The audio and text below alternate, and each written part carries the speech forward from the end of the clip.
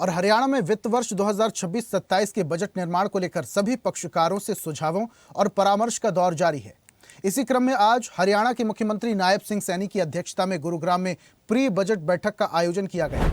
मुख्यमंत्री ने गुरुग्राम के सेक्टर 44 स्थित अपैरल हाउस में महिला उद्यमियों एवं शिक्षाविदों के साथ बजट पूर्व विचार विमर्श किया। सीएम ने कहा, संतुलित, समावेशी और प्रभावी बजट तैयार करने के उद्देश्य से पिछले कई सालों की तरह प्री बजट कंसल्टेशन पर जोर दिया गया है।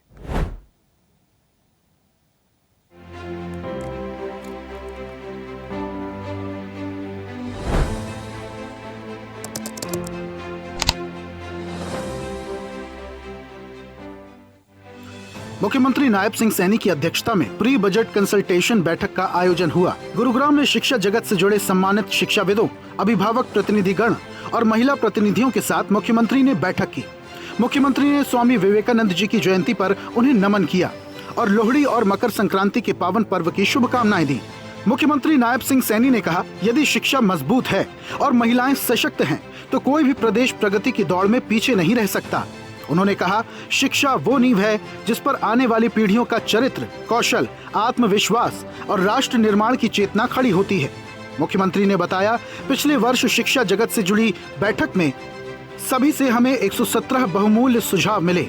इनमें से 63 महत्वपूर्ण सुझावों को हमने बजट 2025-26 में शामिल किया था। शिक्षा विभाग के लिए पिछले वर्ष 21,893 करोड़ रुपए का बजट प्रावधान किया गया था। मुख्यमंत्री ने बताया, हमने चालू वित्त वर्ष में हरियाणा में 20 करोड़ रुपए का हरियाणा राज्य अनुसंधान कोष बनाया। आपके सुझावों को ध्यानपूर्वक सुनते हुए शिक्षा विभाग के लिए पिछले वर्ष हमने 21,893 करोड़ रुपए के बजट का प्रावधान हमने किया था और इसमें एक बड़ी राशि का प्रभावी उपयोग भी हम कर चुके हैं, उसको खर्च कर चुके हैं।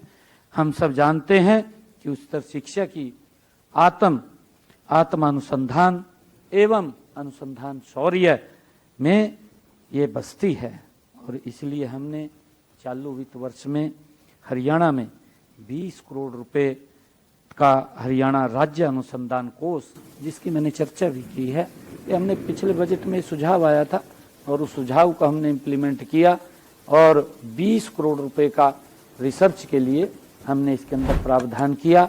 मुख्यमंत्री नायब सिंह सैनी ने कहा, प्रदेश में 22 मॉडल संस्कृति महाविद्यालय नई राष्ट्रीय शिक्षा नीति के सभी प्रावधानों को वर्ष 2026-27 में पूरी तरह लागू देंगे। उन्होंने बताया, बीते 8 जनवरी को पंचकूला में नीव पोर्टल का शुभारंभ किया गया। ये portal intelligent data driven decision support system है।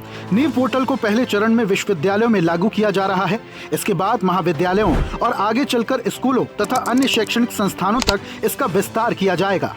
मुख्यमंत्री ने कहा, बजट 2026-27 में शिक्षा क्षेत्र से जुड़े सार्थक, व्यवहारिक और दूरदर्शी सुझावों को पूरी प्राथमिकता के साथ आगामी बजट में शामिल किया जाएगा।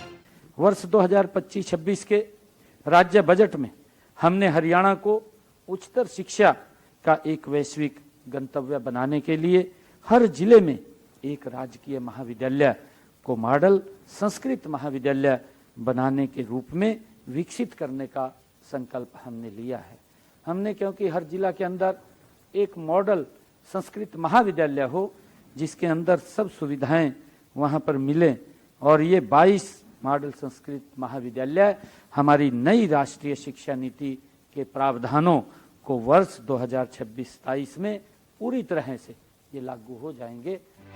मुख्यमंत्री नायब सिंह सैनी ने बताया, महिला कल्याण की बात करें तो पिछले वर्ष 20 जनवरी 2025 को पंचकूला में बजट 2025-26 को लेकर विस्तृत विचार विमर्श हुआ। पिछले वर्ष प्राप्त 85 सुझावों में से 39 सुझावों को अपने बजट 2025-26 में शामिल किया था। बजट 2025-26 में महिला एवं बाल विकास विभाग के लिए 2,101 करोड़ 55 लाख रुपए किया गया था। उन्होंने बताया कि सरकारी संस्थानों में चल रही कैंटीनों के लिए 1/3 टेंडर महिला स्वयं सहायता समूहों को दिए जा रहे हैं। प्रदेश के 2,000 आंगनवाड़ी केंद्रों को सक्षम आंगनवाड़ी केंद्रों में बदला जा रहा है। हमने पिछले वर्ष 85 सुझावों में से 39 सुझाव अपने बजट 2025-26 में वो शामिल किए थे, जो आप बहनों के द्वारा सुझाव आए थे। बजट 2025-26 में हमने महिला एवं बाल विकास विभाग के लिए 2101 करोड़ 55 लाख रुपए का प्रावधान हमने किया था और मुझे खुशी है कि इसमें अब तक हमने 975 करोड़ 15 लाख रुपए की राशि हम इसके ऊपर खर्च भी कर चुके हैं। साथियों, महिला कल्याण और आपके आर्थिक सशक्तिकरण को नई दिशा देने के लिए हमने 25 सितंबर को लाडो लक्ष्मी योजना वो भी शुरू की है। हरियाणा में वित्त वर्ष 2026-27 के बजट निर्माण को लेकर सभी पक्षकारों से सुझाव लिए जा रहे हैं, जिससे अगले वित्त वर्ष के लिए एक समावेशी बजट का निर्माण किया जा सके। हरियाणा डायरी।